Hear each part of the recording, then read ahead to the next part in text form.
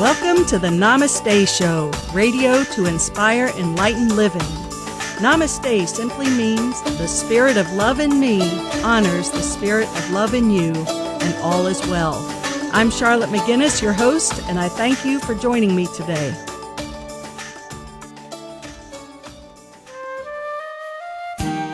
Fitness for the body, mind, and soul, your one-stop shop for overall well-being in Hendersonville's only holistic health and wellness center. Jennifer Bird, award-winning bodybuilder and Hendersonville's best personal fitness trainer, will work with you to create a program to attain your optimal body.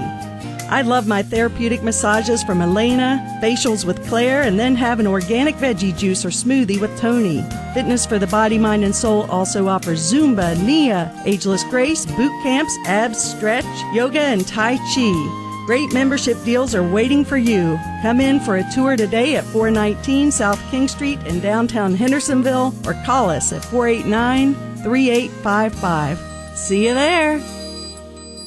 Are you feeling like you would like more clarity and inner peace in your life? Are you looking for a unique and personal gift for someone?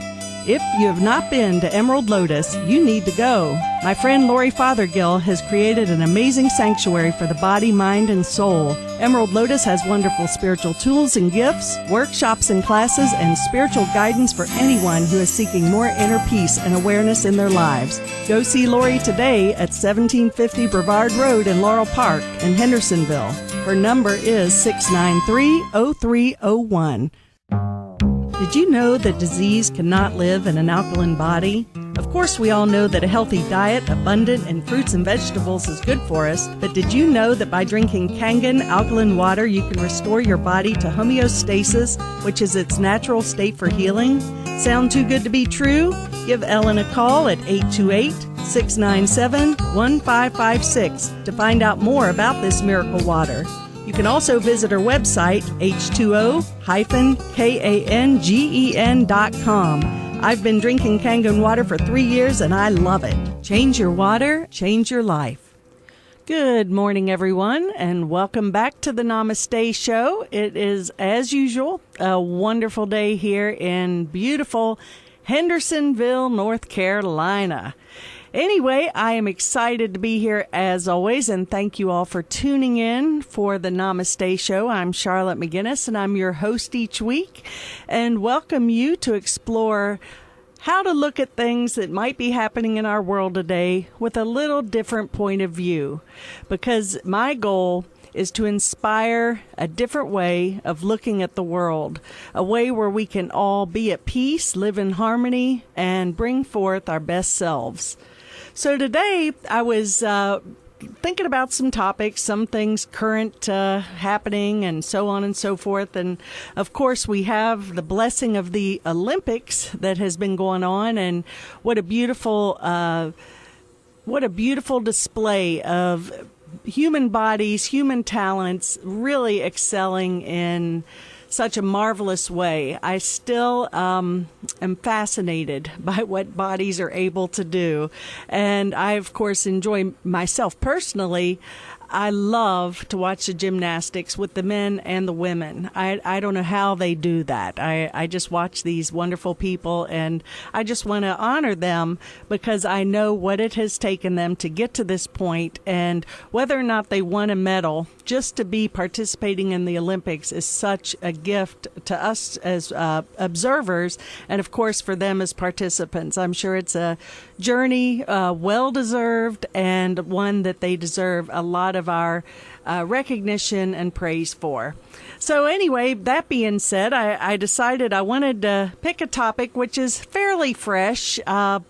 It's happened in the past couple of weeks, and I wanted to touch base on it because, as now you all probably realize, I am an advocate for everybody. I really do appreciate and honor the rights and privileges of every man, woman, and child on the planet. And I believe that we all are in this journey of life together. So my goal is always to find an outcome that really enables everybody to prosper, to be happy, and to win. Because I believe that anyone who is a spiritual teacher, a spiritual leader, or just someone who wants to live more from their heart, I believe that we get to a point where we realize that if one person suffers at some level, we all are exempt from full love and experiencing the joy we're meant to experience. So I had a funny experience. I was in Sam's Club a while back, just happened to be there on the date of August 1st, and that was a monumental date for Chick-fil-A.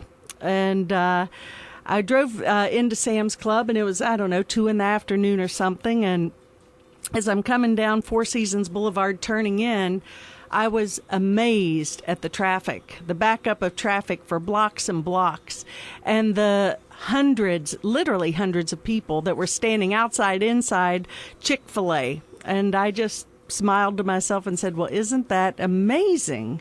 And I know that there's many, many, many views on actually what took place with the Chick-fil-A story here. And I'm not here to blame, judge, point fingers at anybody, because although I certainly don't agree with anyone's stance that doesn't include everybody, because mine includes everybody, and I choose to love everybody, and I think most people I know and people that come to the Namaste Center, that's our desire and choice as well.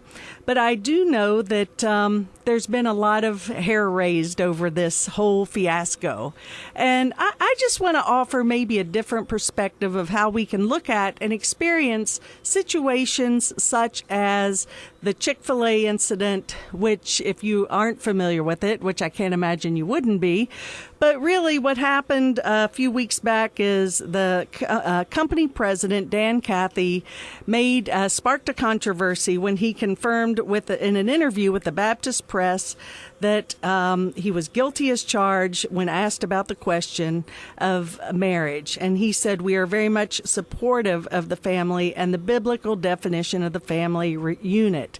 And he goes on to say, we are a family-owned business, a family-led business, and we are married to our first wives. We give God thanks for that.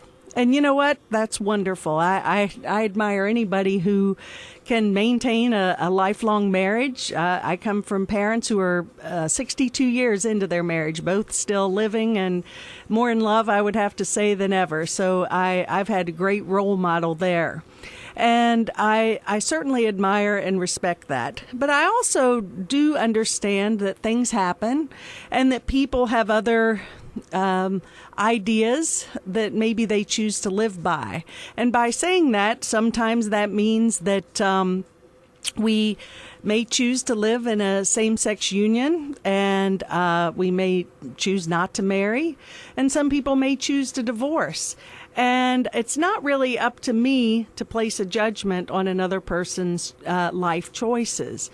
And so what I'm really choosing to purvey to you all here today is the idea that rather than, and I will back this up, saying that probably most people would consider my views more on the liberal side.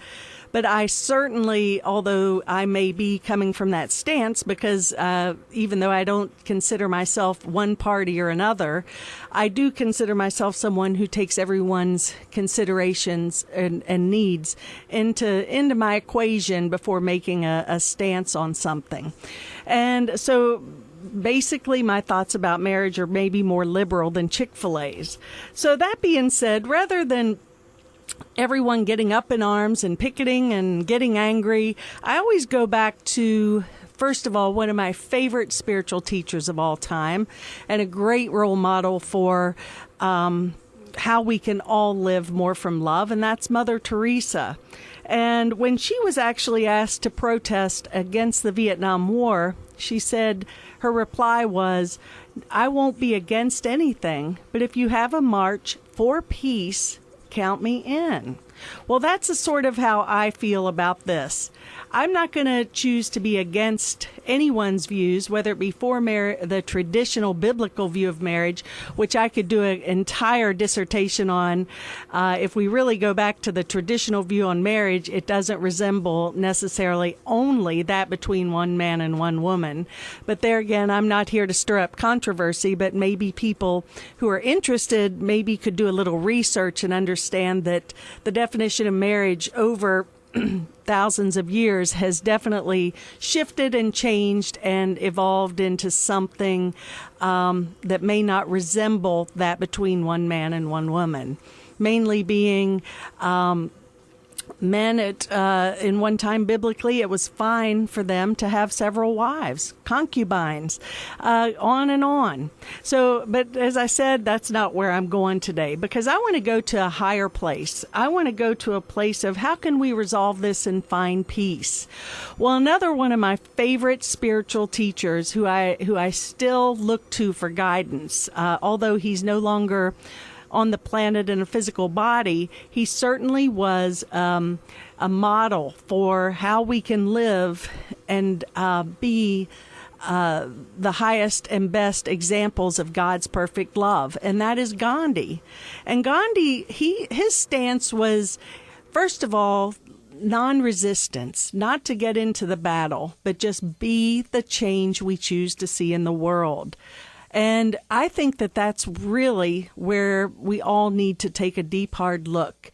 What is it that I choose to see in the world? Do I choose to see more peace? Do I choose to live accepting everybody?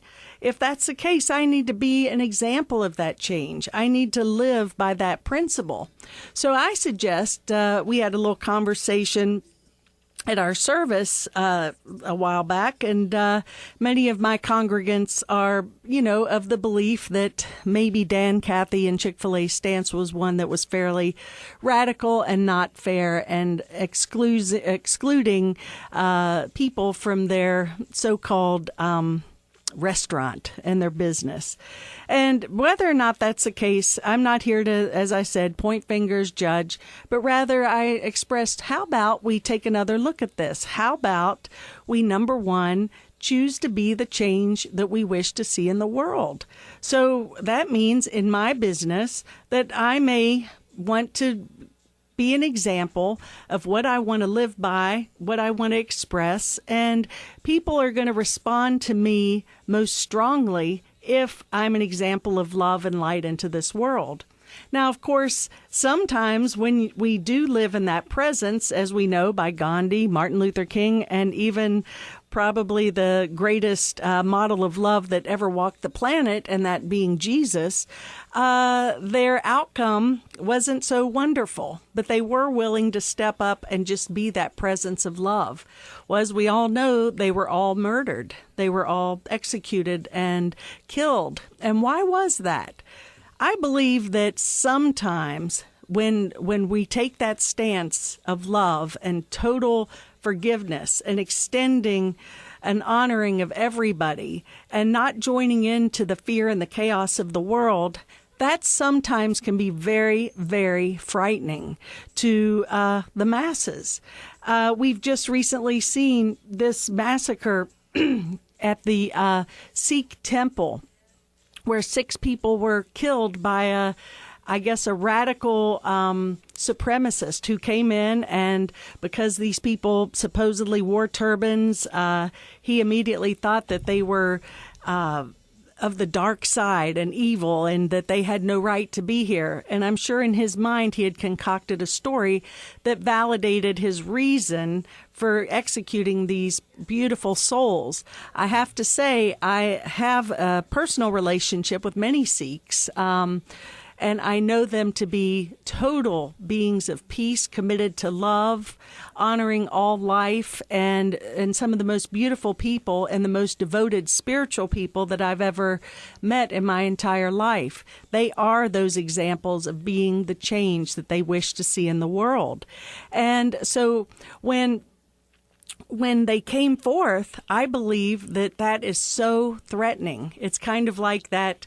I hate to even go into the idea of a battle between good and evil or light and dark, but I do think that when people are so dark and so afraid that they are coming from such fear that they don't know what to do except say, well, I've got to get rid of this. And so some people take more severe actions than others, but it's really a lack of understanding and really boils down to ignorance. But I'd also like to say ignorance, not saying you're stupid, but ignorance of maybe not knowing or understanding another way of looking at the world.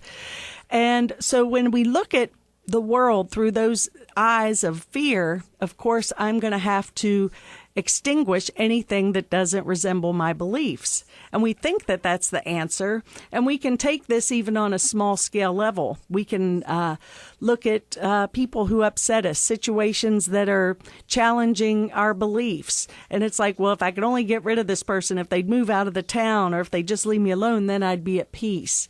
I go back to the idea, be the change that you wish to see in the world. As each of us takes that responsibility to be the change we wish to see in the world, that's when true healing takes place. I'd like to take a moment just to say, I read this quote by one of my favorite spiritual prophets of our day, and that's Maya Angelou. And she goes on to say, hate, it has caused a lot of problems in this world, but has not solved one yet. I want you to think about that as we go into the break. We're going to come back here in just a minute, but I'd like you to think about this statement. Hate, it has caused a lot of problems in the world, but has not solved one yet. What does that mean to you? And listen and take heed of my sponsors, because they have been so extremely generous and wonderful to support the Namaste Show, support our vision of getting a message of peace, love, and understanding out to each of you. And, of course, my show is also rebroadcast on Sunday mornings on Blog Talk Radio. You can actually go to Blog Talk Radio /Art of Living Well, and you can listen to a replay of this show anytime you'd like. And you can tell your friends so anyone on the entire planet Earth and maybe even beyond can listen to it. But for now, we're going to go into a break. Look forward to being back with you in just a minute. Thai food is not only delicious, but it's good for you too. My favorite Thai food is Hendersonville's first Thai restaurant, Thai Spice. Jan and Nook share their authentic Thai recipes with the freshest ingredients available and create dishes pleasing to your taste buds and your tummy. Their friendly, accommodating servers and staff make the experience all the more enjoyable. Stop by soon and check out Hendersonville's best Thai food. There's a good chance I'll be there, too. You can see him at 220 South King Street in Hendersonville, 693-7323. Crystal Visions is a sanctuary for the spiritual seeker, providing resources for transformation and growth, including books, music, crystals, jewelry, and more, serving the greater Hendersonville community since 1989. In this sacred setting, you may experience spiritual and metaphysical teachings, guidance, meditation, sharing, and laughter. This is a safe haven for you to reflect upon and voice your thoughts about your earth journey. Their capable and loving staff reflect a broad spiritual background that serves to enhance your experience here. Crystal Visions honors and welcomes all paths. Visit Blair today at 5426 Asheville Highway in North Hendersonville, 687-1193. Did you know that disease cannot live in an alkaline body? Of course, we all know that a healthy diet, abundant in fruits and vegetables, is good for us, but did you know that by drinking Kangen alkaline water, you can restore your body to homeostasis, which is its natural state for healing? Sound too good to be true? Give Ellen a call at 828-697-1556 to find out more about this miracle water. You can also visit her website, h2o-kangen.com. I've been drinking Kangen water for 3 years, and I love it. Change your water, change your life. Hi, everybody. I'm back for the second half of the show today, the Namaste Show, and I'm Charlotte McGinnis, and as always, really grateful you're joining me here today. And as I had left you at the end of the first part of the show, I had quoted a wonderful statement by Maya Angelou, which is hate.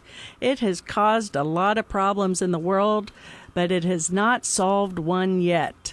Something to think about. I just really believe at this point in time in our evolution as a species, as spiritual beings, as humans on this beautiful planet of ours, it's time to recognize war, hate, judgment, fear, attack. They just don't work. So I'm asking us to consider a new way to look and be in the world. As I mentioned earlier, be the change we wish to see in the world.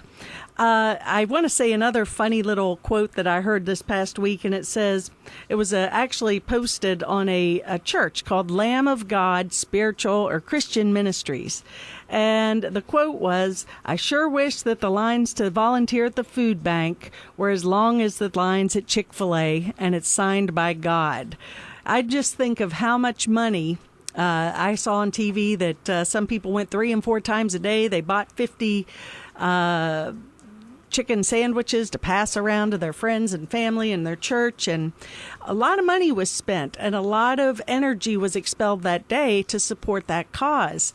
And that's fine. Not here to judge, as I've said a number of times here today. But wouldn't it be nice, as God said on this sign, if we took some of those resources of humans and money and put those towards means of supporting food banks, people who really need our support? So there again, what can I do to make this world a little better place?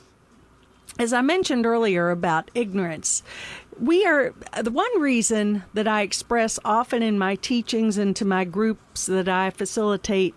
When people get all upset and angry, and I do understand that, I go there myself sometimes. I'm not by any means claiming spiritual perfection here, but I also recognize that every person is really, the ignorance stems not from their really waking up one day and deciding they're going to be mean or hateful, but rather their programming. And when I say programming, I really believe that we are all a product of our programming. And that means maybe you can look at the programs and the beliefs of the family we were born into. Maybe the church that we've grown up in or our family grew up in and has been a part of for generation after generation. And if the minister is preaching a message of condemnation and judgment, then, and I'm told that that person is an authority, I'm going to be afraid to question that authority. And so most likely, I'm going to listen vigilantly to what I'm being told, because if I don't, I may end up going to hell for eternity. And of course, that there is enough to keep me or many other people, not me personally. I give thanks that I had a more loving experience growing up. But for somebody who's had that program, it may be just the reason that they're not able to break free of that fear. I had been a few weeks ago, I had found out about someone who had needed some help. And this person, I didn't know me and I didn't know them, but I knew that they had needed some help, and I was there and willing and able to help them with what they needed. And as we got to talking, we spent a couple of days together scaling through the woods, and I'm not going to go into the details of the story, but I knew that maybe their beliefs were not those that were maybe in so much alignment with what mine were. And I know that a few times I was asked, why are you so nice? Well, you don't even know us, and why are you helping us? I said, because you need help. That was basically the answer. And although I never really heard back, I know that there was a level of gratitude because we did attain that desired outcome that in those couple of days. I was very grateful for what we accomplished, and as a result, I know that somewhere that those individuals, although their beliefs may have been on the other side of the fence than mine, I know they were touched by my gesture. And it's not about me patting myself on the back, because I know so many of you all out there are wonderful, good, loving, giving people. And sometimes it may not be received or even understood, but that doesn't mean that we have to stop. It means that we can just, as my Mother Teresa says, people can be stubborn and angry and judgmental, but love them anyway. And that's really where I'm coming from today. Let's be willing to step back and love them anyway. Use the message and the example of spiritual leaders such as Gandhi, Mother Teresa, Jesus, whoever it is you resonate to. And what would they do in each of these situations? Well, another modern day, I think, spiritual master that lives on the planet today is Eckhart Tolle.